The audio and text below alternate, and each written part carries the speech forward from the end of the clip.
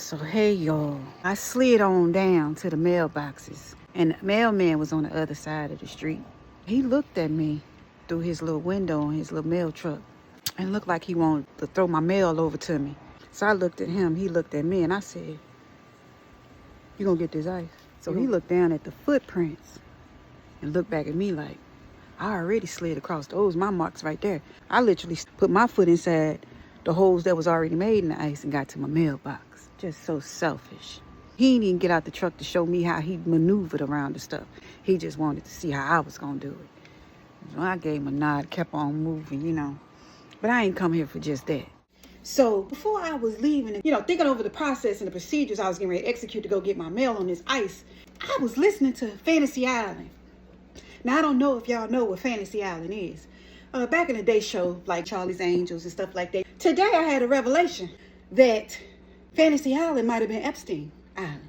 Everybody my age used to laugh at Tattoo, the little midget. He'd be like, "The plane." And he was so overjoyed that the plane was coming. Like, why he so hyped about the plane? Like, he ain't never seen no plane before.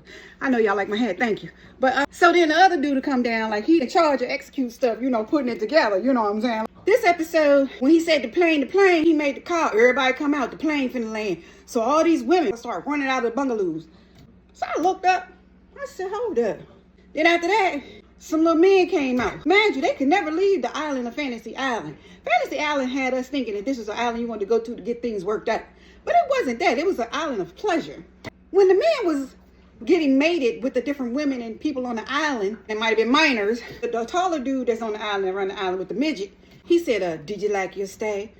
We can arrange to have whatever you want, whatever you need on Fantasy Island. Or we make your fantasies and your pleasures reality. I said, all right.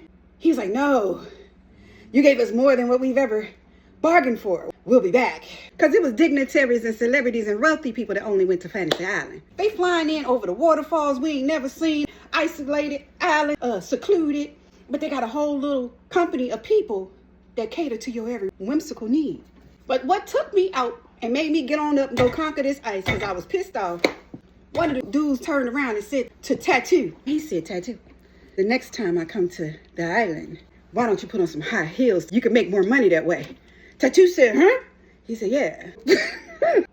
At that point, I knew they was playing in our faces all this time. Now, I love Charlie's Angels, and that dude on the phone never showed his face but a couple of times. He kind of gave me little creeper vibes. Hello, Angels. Like, who are we talking to on the phone? Like, what? But I just wanted to pop on and give y'all updated yesterday about my mail and whatnot. What do I know? Putting two and two together is all unfolding. God's love and God's peace to you all.